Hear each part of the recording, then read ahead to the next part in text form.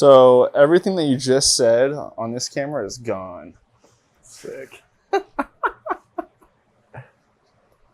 it still recording on my microphone? It is, yeah. Okay. Well, welcome back to Second Floor Experience, everyone. I'm Joseph. I'm with my co-host Zach. We got some drinks.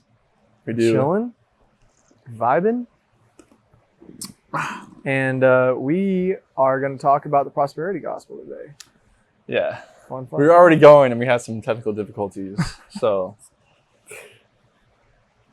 if you haven't heard, the prosperity gospel is basically what you've probably seen on TV with a televangelist or some kind of ministry asking you for money. Typically on TV at a very large organization, they're going to be telling you something along the lines of, if you give to our ministry, if you give to X, Y, and Z, or you buy my book, you buy my course, you join this program, then God's going to reward you 100 times or 2 times. You want that new car? Give to me. You know, like that type of stuff. And it's very, very common now, unfortunately. yeah. And it's always the case that they will say, typically give to me, and in return, God will bless you. But they normally will tell you like a specific thing, right? It's like, God's going to bless your finances 100 times or 2 times, Yeah. right? If you give $1, he's going to give you 2 back, that type of thing. You want that new car, is $100 going to hurt you if God gives you that new car? Yeah. That's the type of prosperity gospel that's very, very, very hurtful to people and very false, because nowhere in the Bible will you see a specific equation like that where it's a number that you're guaranteed to get something back for your giving. Yeah. Because that negates the point of giving. The Yeah. point of giving in the Bible and what Jesus said is to be a cheerful giver and not expect anything back. So if you know you're going to get something, then you're not giving out of a heartfelt way. Yeah. Sometimes they'll say, if you're living in poverty, it's because you're not giving enough. I've heard that too. It's a classic, man. That's a classic. Yeah. And then they say this too: if you don't give, then that means you don't really think that God can get you those things, or you don't really think that you don't have enough faith. Yeah. Right. So they take the back end of what's true, which is that giving is a faithful thing. Yes. It's a thing of faith. But yet they're promising something that is very tangible. Yes. So they bookend it with falsity and truth at the same time. Those are the best kinds of lies, dude. And it really messes people up big time, because they start to see God as a cosmic genie who's just there to give them whatever they want. Yeah. Yeah. I don't think that.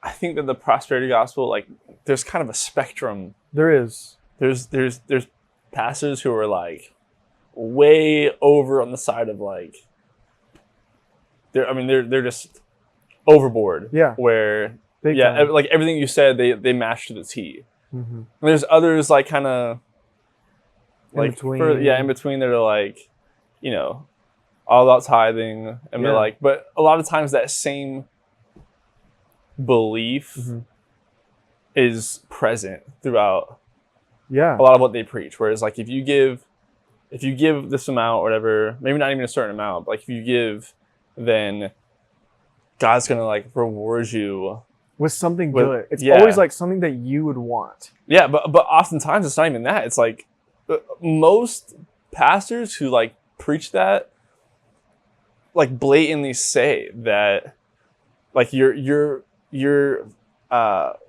finances will increase. Like that's what they'll say. Like if you give, then your God will will increase your finances. So, and listen, like these things that we're talking about, along with a lot of stuff that we say, the distinctions are very fine.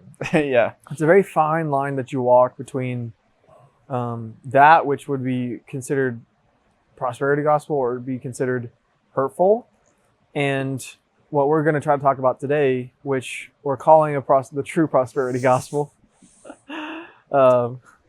for strictly promotional effect. But we've just been doing some studying in the Old Testament and the New Testament, and myself in particular has been seeing areas where I'm like, okay, well, I want God's favor. I want to earn God's favor. Yeah. And I just started asking myself the question, like, has there been a time in the Bible where that's been possible? And I think yes. And then I started looking into, well, what did they do, first of all, to gain that? And then was there a common theme? Were there steps that they took? And then what was the result? Yeah. That's kind of like how I framed this. So the way that I started looking into this was I got really interested in 2 Chronicles, and specifically 2 Chronicles 15 through 17. And I discovered this about 2.5 years ago, where I felt like God was really showing me how this story of this king was a kind of a blueprint to winning that favor of God. And I'll go a little bit further and give you some examples, but there's a huge distinction to be made in this that is very, very much in contrast to the standard prosperity gospel. And then I started getting interested in why were there so many kings in the Old Testament who some of them would do good and they would obey God, and they would destroy the Asherah poles and the Baal temples, but then they wouldn't get rid of the high places. And it always talked about like that specific distinction of like, he did good, but he didn't get rid of the high places. Yeah. What's the high place? What does that even mean? And then there was like very, very, very few kings who actually did that. And I'm like, well, why did they do that? Right? And so, okay, so before you go on, Okay. Can you describe the difference between those two, like the high places, and then just the what did you call it? Like a temple. It's like a just like a temple, false idol temple, okay, basically. okay. So like Baal and Asherah were gods that they would worship, right? Yes. That were gods that were not Yahweh, which was who they were supposed to be serving. Yeah. And this angered God because he wanted their full attention, their full devotion. And so the difference was a temple would be in like a central location, typically, like in the middle of a city, downtown somewhere. But a high place would be at a high point, be on a mountain, on a hilltop. But those could be scattered all throughout the kingdom. And they would like basically like centers of worship that you could stop at when you're traveling to do your offerings, your burnt offerings. If you lived at a remote village, you could go and do your burnt offerings without having to travel all the way into the city. At the high place. At the high places, Yeah, okay. without having to travel all the way into the city to the temple. Okay. And so that's why context is so important when we're looking at these things in the Bible, because so many people will just cherry pick what's going on. You want to look at multiple examples because it'll really give you a clearer picture on what is being said. And so the first example is King Hezekiah. He was a king of Judah, mentioned in 2 Kings 18. And Hezekiah was noted for destroying the high places, breaking the sacred pillars, cutting down the Asherah poles, and destroying the bronze serpent that Moses had made, which had become an object of idolatry. Wow, that's interesting. Yeah. Hezekiah is described as doing what was right in God's eyes, trusting in the Lord completely. Interesting. As a result, quote, the Lord was with him. He was successful in whatever he undertook. That's 2 Kings 18:7. He also delivered Judah from the hands of the Assyrians during the siege of Jerusalem. So he brought about a great victory. Mm-hmm. So I'm going to read through these other two, and then we'll go back and I'll point out some commonalities. Then you have Josiah, who's also a king of Judah, in 2 Kings 23.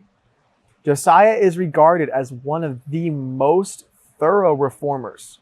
He destroyed the high places. He defiled them by burning the bones of the false priests on their altars, which made it impossible for anyone else to offer like a sacred worship. Like they defiled it. Yeah. So they could not offer anything on that altar, in that high place anymore. And he completely purged Judah of idolatry.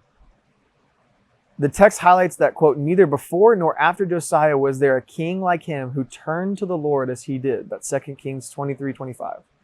Though God had already pronounced judgment on Judah for previous sins, Josiah was spared from seeing the destruction in his lifetime, ensuring that he would die in peace. Wow. Okay, interesting. So you had Hezekiah first. Hezekiah, Josiah. Then Josiah. Okay. And the last one is Jehoshaphat, which is king of Judah. He's the guy that is in 2 Chronicles 17, but he's also mentioned in 1 Kings 22. So Jehoshaphat basically he took great pride in the ways of the Lord, which is a direct quote. And he also removed the high places and the Asherah poles. And God's reward for Jehoshaphat was he blessed him with peace and prosperity, and his military might grew. His reforms were part of a spiritual renewal in Judah that set them apart from the idolatrous practices of Israel. And I want to just read like the actual part where he... Chapter 16. Whoops. The actual part... But yeah, we're going to have the Bible app read it to you. It says, the Lord was with Jehoshaphat because he walked in the earlier ways of his father David. He did not seek the Baals, but sought the God of his father and walked in his commandments and not according to the practices of Israel. Therefore, the Lord established the kingdom in his hand. And all Judah brought tribute to Jehoshaphat, and he had great riches and honor. His heart was courageous in the ways of the Lord. And furthermore, he took the high places and the Asherim out of Judah. And there's a really, really specific verse I want to highlight that's right before this. It's in chapter 16 of 2 Chronicles. It says, for the eyes of the Lord run to and fro throughout the whole earth to give strong support to those whose heart is wholeheartedly toward him. And that's a key theme that you see throughout these three kings, is that they were wholeheartedly devoted to him. Mm-hmm. And what's crazy is that there was another king named Jehu who killed the wicked Queen Jezebel and King Ahab and their 70 sons. And he basically fulfilled God's promise towards Jezebel that she would die in a specific way and that her lineage would be wiped out, and Ahab's as well. And so Jehu completed that, but he didn't fully obey God, but he did partially obey God. And God said, because you've completed what I had in my heart for Jezebel, I'm going to let 4 of your children, 4 of your generations, have the throne. And so you can read through and you can see 4 of his generations sat on the throne. And then the 4th one was killed in a conspiracy. And it got taken over and goes to a different lineage. And it says the word of the Lord was completed. And this was Jehu's 4th generation. Wow. So I want to hear your. Well, I'm just curious because, so you said Hezekiah, mm-hmm. right? Mm-hmm. I want to know the timeline. Hezekiah timeline. So his reign was from 715 to 686 BC. Okay. So then I'll just go to, you said Jehoshaphat, right? Yeah. Jehoshaphat timeline. It's not going to show me.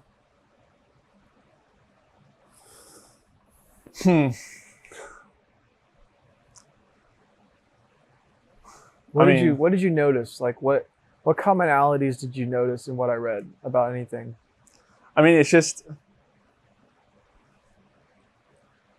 obviously you have the kings who were devoted, right? Like you said, you had the kings that actually did what God instructed them to do, and actually honored I mean, dude, like, I mean, worshiping, like, do not, it's like one of the 10 Commandments, like, don't have other gods before me, right? And so taking out the high places, taking out these places of worship where Israelites were going and worshiping other gods, like, that's like I mean, that should be obvious. Yeah. Right? Like, if it's in like the 10 Commandments. So, like, what's interesting to me is, like, what was the draw for all the other kings that great question that didn't do that? Like, why? That's my initial question. Like, why? Okay. Why was it that so many kings were so inclined to just not follow, like, what God had commanded? Always with the great questions, Zach. Always with the great questions. So, because it was always met with strife and, like, severe consequences. Very true. So, why was it uncommon for kings to destroy the high places? I'll tell you. One is cultural syncretism, okay? Many of the kings were either influenced by surrounding cultures or by their people who had grown accustomed to the syncretic worship of Yahweh alongside Canaanite deities, meaning like worshiping Yahweh alongside of Baal and Asherah. These high places were often held deep cultural significance, and dismantling them could be unpopular or politically risky. So this brings up a great point, which is that the three kings, well, let me say this, the kings that did not touch the high places and go that far to remove them, typically that meant that they feared the people over fearing God. They feared that the people would rebel against their rule. Someone would assassinate them. They lose their power if they upset the people in this way. And so for them, it was a big political no-no to destroy the high places. Now, number two, religious compromise. In many cases, the kings may have believed that allowing worship at high places, even to Yahweh, was acceptable. These were often seen as convenient locations for local worship instead of traveling to Jerusalem, which was the designated place for sacrifices according to Deuteronomic law, which comes from Deuteronomy 12:5-14. So like I said, it's a convenient thing, right? Yeah. If you have someone way, way up in like the northern kingdom and they have a freaking 2-week travel time to Jerusalem. Yeah. Well, how are they going to get to their offerings but once a year probably? Right. Right? That's a lot to do, right? Yeah. You're traveling. Yeah. That's a lot. Number three is political considerations, like we were talking about. Tolerating high places may have been a way for kings to maintain stability and peace within their kingdom. Destroying them could lead to rebellion or discontentment among those who were attached to those worship sites. And then number four is spiritual apathy. Many of the kings simply did not have the spiritual fervor or conviction to fully implement reforms. They may have been more interested in their own power or wealth than in enforcing pure Yahwistic worship. I've never heard that word before. And then the fifth one is just geographical factors, that they were located in such remote areas that they were just difficult to control and monitor. And so it says, especially in the northern kingdom of Israel, where centralized worship was already more fragmented. So it was a combination of those things that actually made it really, really taxing and risky for these kings to do so, to take out the high places. Yeah.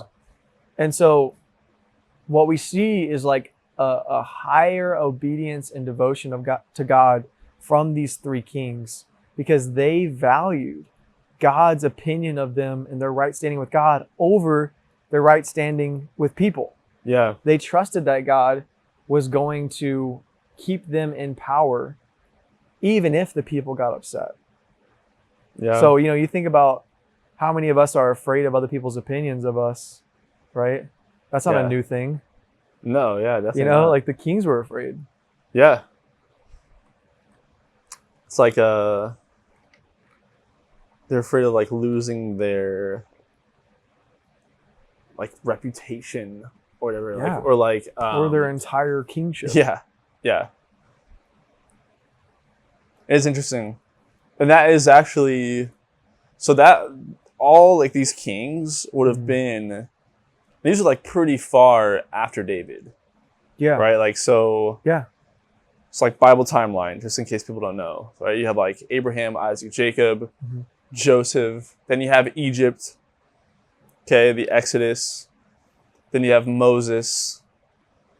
And he brings people out of Egypt. And that's when they're like starting the nation. Okay, then you have the judges. And then finally the Israelites are like, oh no, we want a king, right? Like every other nation is. Then they have Saul. Then they have David. Then they have Solomon. And so these kings are after all of that. Yeah. So like Israel is like a pretty well established like nation. Or I guess this is Judah. It's both. Yeah, Israel and Judah. But right around this time would have been like the Northern Kingdom. Israel fell in 722 BC. And so Hezekiah, his reign started in 715.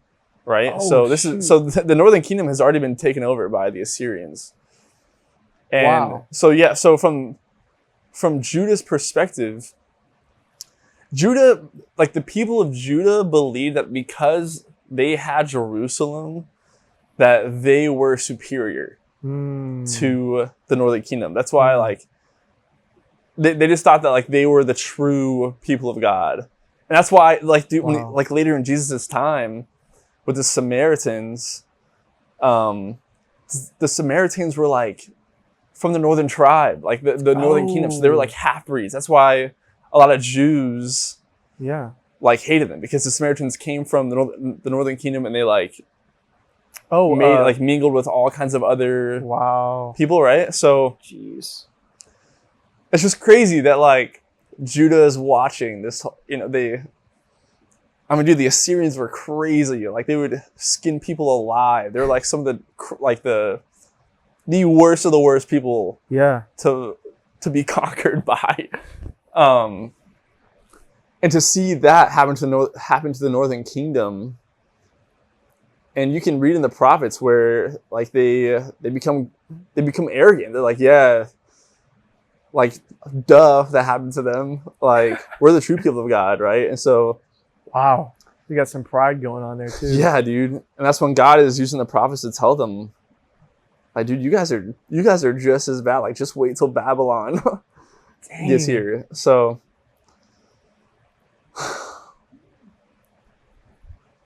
it's just crazy that like there's so few kings that actually did what they were supposed to do. Yeah. It's not even like they were having to go the extra mile. Like they were just doing what they were supposed to do. Yeah. And it was like God's favor just. Dude. Yeah, I mean, I think if I remember, Josiah was the one who actually like stumbled upon the law of Moses in like a back room of the temple one day. Yeah, dude. Read it in front of everyone, tore his clothes, and grieved because they realized how in error they had been. Yeah, like how off track they've. So this answers the question of what you just mentioned, which is why would they do this? I think it's because they would forget. Yeah. There's so many kings in between the ones that do good, that are doing terrible things, that it just became normal. Like think about it. You could have 3 or 4 generations of kingships before you ever got to a king that actually followed the Lord's ways. Dude, and that's a long time. That's a long time. That's a long freaking time. So you're having basically like generational curses. Yeah. Getting compounded. And if you're getting brought up in something like that to become a king, you probably don't know anything different. Yeah. Especially if we know that Josiah literally stumbled upon the law of Moses, like shoved in the back of a corner of the temple. That's so crazy. And like made the most thorough reforms of Judah ever, because he finally found it and realized how off they had been for who knows how long, hundreds of years possibly. Gosh, that's wild. I mean, that's like how much cultural context, I guess, or syncretism comes into play, because it's like those kings that actually destroyed the high places would have to try so hard. They have to push so hard against cultural norms. Yeah. Literally cultural norms of the day. Like, did you know your son's trying to destroy, like talking to the mother queen, like, you know your son's trying to destroy the high places? Yeah. Where are we going to worship? Like, dude. To them it's probably a sin to destroy the high places. Everyone's going to hate you. There's going to be riots. Like, do you know he's going to incur the wrath of the gods? Yeah. You know, like, how am I supposed to have my crop this year if I can't burn incense to Baal? Yeah, dude. You know? Okay, so. Dang. Like, well, go ahead. I was just going to say, like, it's, I think about it today. I think it was Ronald Reagan that said, like, we're always only one generation away from losing our freedom, right? Like, jeez. And then two, just think about like generations, like how much can happen like in a single generation, right? So even if you have Hezekiah or Jehoshaphat, whatever, they make all these crazy reforms, it's only one generation away from being lost again. And it often happened that exact way. Yes, yeah. And so then when you have king after king after king doing wrong, then you're right. Like it's just easy to forget. Wow. It's just interesting to like think of it in a modern sense. Yeah. So if we look, just do this quick summary here, we see that with Hezekiah, the Lord was with him, and he basically got a great victory because he delivered Judah from the hands of the Assyrians during the siege of Jerusalem. If you remember that, it's the famous prayer of Hezekiah saying, yes, dude. It's King Sennacherib, I think is what his name is. He sends a messenger. He sends his royal messenger to King Hezekiah and proclaims this in front of everyone inside of the walls. Like, they let him inside of the walls. He's basically reading this royal message that is mocking God. Yes. He says, we've destroyed all these other people groups around you.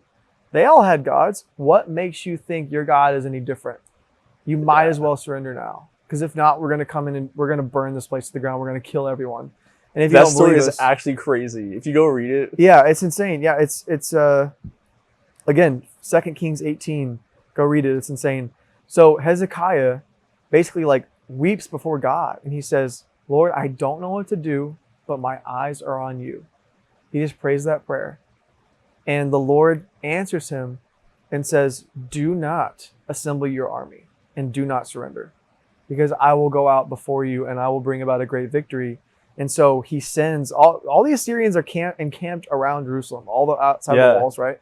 So he sends an angel of the Lord down and massacres 185,000 Assyrian troops. 185,000, almost 200,000 people massacred.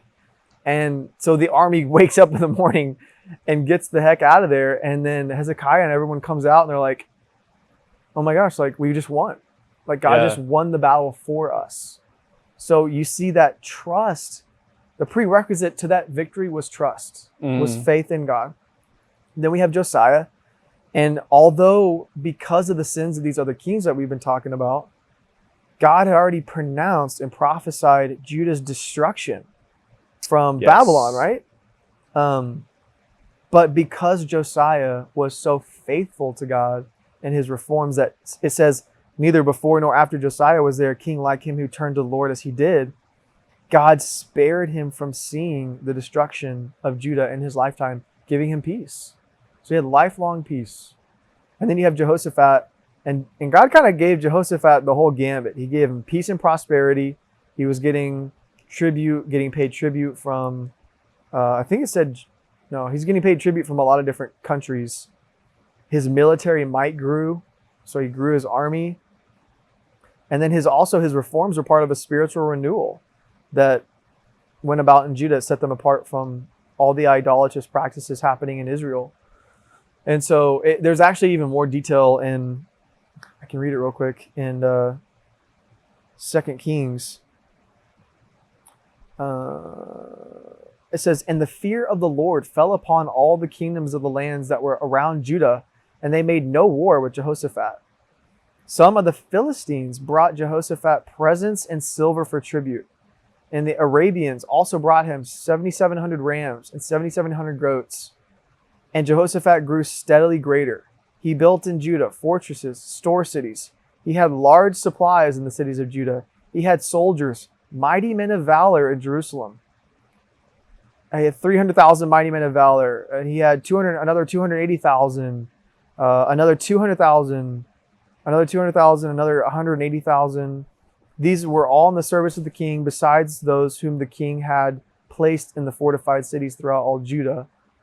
And so, like, the whole point I'm getting to here is, like, the prosperity gospel, the false prosperity gospel says that if you give to God a certain amount, you're going to get what you want.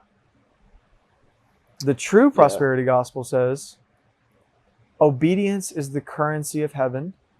And by your faith and obedience to God, he will give you what he knows is best for you. Yeah. God will give you what he knows is best for you. Yes. So that is a huge distinction, because sometimes what God knows is best for you is suffering. Yes, dude. And that's what's so crazy about the true prosperity gospel quotes. Yep. Is that sometimes your blessing can come in the form of suffering. Dude, that is so huge. But sometimes it can come in the form of abundance. Yes, 100%. Of peace, 100%. of health. Yeah. I think one of the best examples of this, and probably like one of my top 5 favorite stories in the Bible, is Joseph.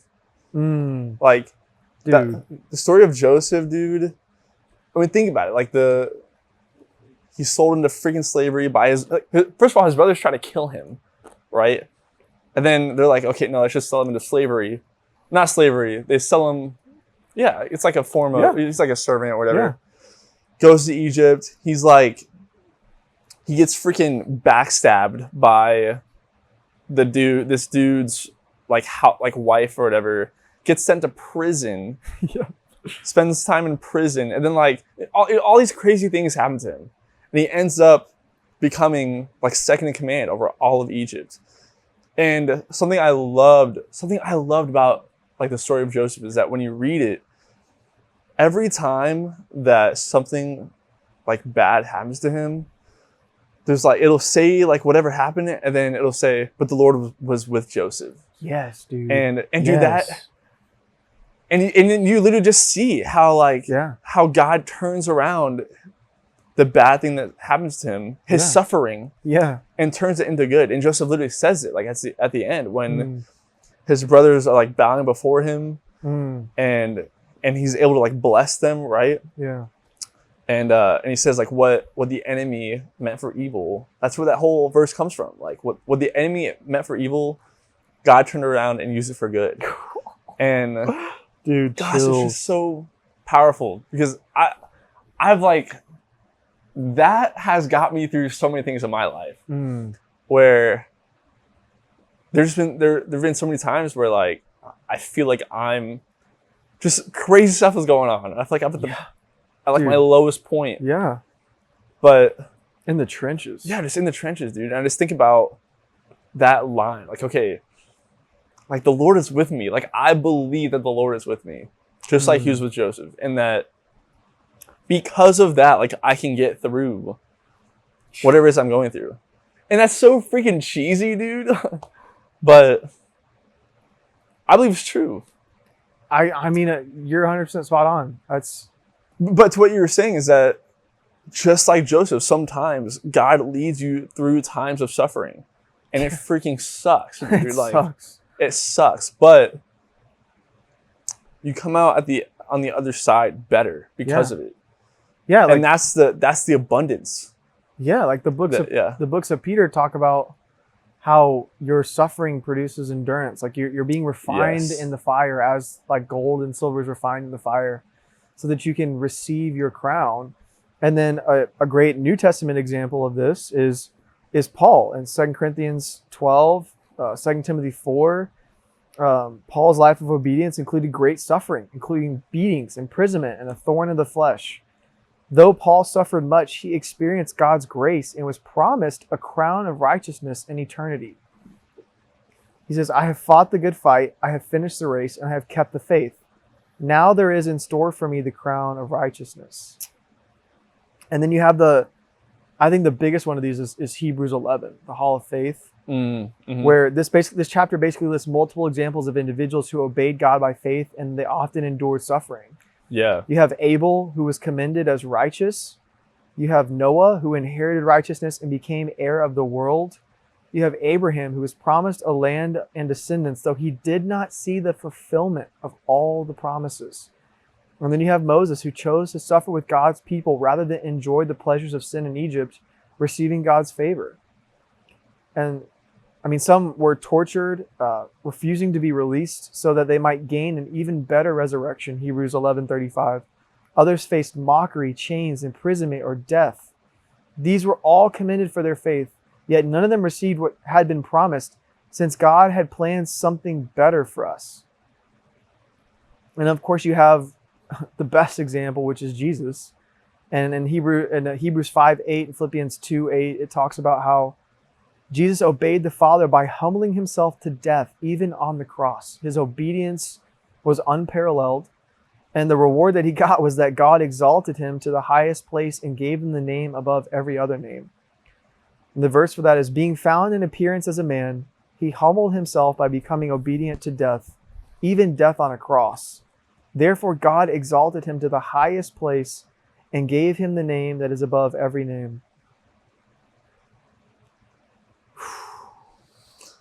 And then you have, dude, just to wrap it up, you have Revelations 2 and 3. These are the context of this is that the letters are being given to the 7 churches, which include promises to those who remain obedient and faithful to Christ in the end of days. It says various promises are made, including the crown of life, the right to eat from the tree of life, which that's interesting, and ruling with Christ. Be faithful even to the point of death, and I will give you life as your victor's crown. Revelations 2:10. Gosh, it's just such a simple but beautiful concept of how the kingdom of God is upside down. Yes. Yeah. Like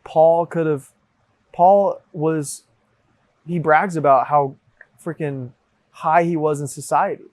Yeah. He was like the Jew of Jews. He was a Pharisee, right? Like he was educated by the best people. He was probably wealthy. He had great honor in his society, yet he chose to humble himself and be tortured and beaten. He was a Roman citizen, which was like having gold. It's like in those days, basically, and was beaten by Rome, and then was like, oops, sorry, we know we beat you, but like, I know we can't really beat Roman citizens. We forgot. Yet he chose to lay all that down. Yeah. It's so easy.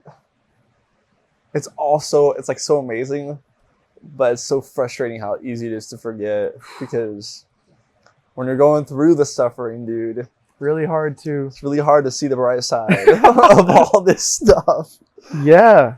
But that's the encouragement we want to leave you guys with listening is, if you're going through something right now and it just sucks and you're like, God, I'm trying to be obedient to you and I feel like I'm getting nowhere. I feel like at every turn I've been frustrated, thwarted, backstabbed, spit in my face, stomped down, whatever it may be, quit, fired from my job, my business blew up, whatever it is. Yeah. You can be confident that your suffering is not in vain. Yeah. That God is using it to make you better. Because what have we talked about, Zach? Is like God's ultimate goal is for us to become competent rulers. Because when we get to heaven, we're going to rule and reign with him. We're co-heirs to the kingdom of God, right? Mm-hmm. And so you don't become a good ruler without going through some stuff. Yeah. And so these tests that God puts us through, and is maybe putting you through, who's listening, is meant to make you the best version of yourself you could possibly be, right, to refine you, and just know that he has good plans in store for you. And that, in fact, these are the good plans, even though they may suck right now. Yeah. That's good, dude. It's good. I mean, we can end on that. I mean, dude, what's left to say? There's with those, like, there's so many tangents I would love to go down on those passages. I know. But man, we have some breakfast tacos calling our name. we do, yeah. And a movie that I have no clue Me neither. what it'll be. I am starving though. All right. Well, thanks for listening. Appreciate you. We're praying for you. Hope you're doing well. And catch you on the next episode of Second Floor Experience. Peace. Peace and love. I want to talk to you. Not now. Later. No, now.